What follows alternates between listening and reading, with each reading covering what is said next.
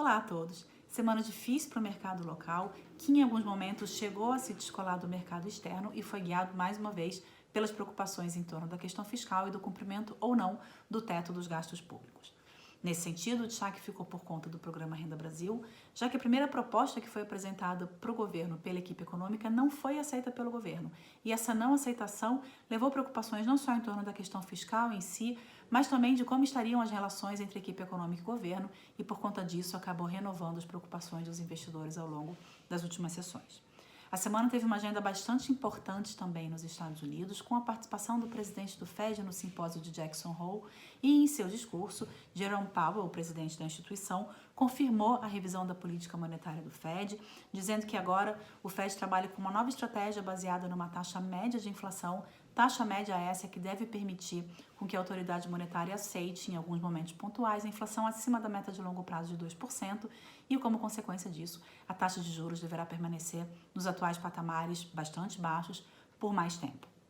Além disso, a semana contou com a segunda leitura do PIB dos Estados Unidos relativo ao segundo trimestre de 2020, que apresentou uma contração anualizada de 31,7%, a maior contração da história, como já se sabia, mas melhor do que os 32,4% que eram esperados e, portanto, bem recebido pelo mercado. Ainda sobre o PIB, foi divulgado também que os gastos com consumo, que equivale a mais ou menos 70% do PIB dos Estados Unidos, retraíram 34,1% no segundo trimestre do ano, uma retração que também veio melhor do que as expectativas e por isso também acabou sendo bem recebida pelo mercado. Foram anunciados ainda os PIBs de uma série de países ao redor do mundo, todos eles confirmando, claro, o impacto da pandemia da Covid-19 nessas economias. Na Alemanha, por exemplo, o PIB teve uma retração de 9,7% no segundo trimestre.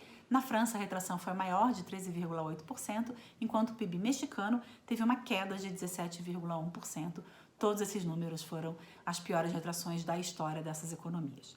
Por aqui, a semana teve uma agenda fraca do ponto de vista econômico, embora pesada do ponto de vista político. Foi divulgado na manhã dessa sexta-feira o IGPM de agosto, que teve uma alta de 2,74%, alta essa que foi mais uma vez puxada pelos preços no atacado, já que o IPA, que é o subíndice que mede justamente a variação desses preços, subiu 3,74%. O IPC subiu 0,41% e o INCC, que mede o preço da construção civil, subiu 0,84%. Com os dados apresentados hoje pela FGV, o IGPM tem uma alta acumulada em 12 meses de 13,02%. Agora há pouco, a Bolsa Brasileira subia 1,70% aos 102.331 pontos, em uma sessão que tem sido mais leve nos mercados externos de uma maneira geral e também com o noticiário político por aqui um pouquinho mais calmo, com o possível adiamento do programa Renda Brasil, que acaba trazendo um pouco mais de leveza também para o mercado local. Na semana, a alta acumulada até o momento da gravação desse vídeo era de 0,8%. No mês de agosto, a Bolsa Brasileira ainda tinha uma queda acumulada de 0,56%, enquanto no ano de 2020, a queda acumulada era de 11,51%. O dólar agora há pouco também era cotado a R$ 5,44.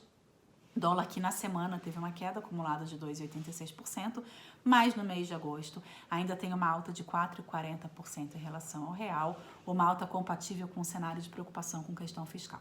No ano de 2020, o dólar tem uma valorização acumulada de 35% em relação à moeda brasileira. Um bom final de semana a todos e até semana que vem.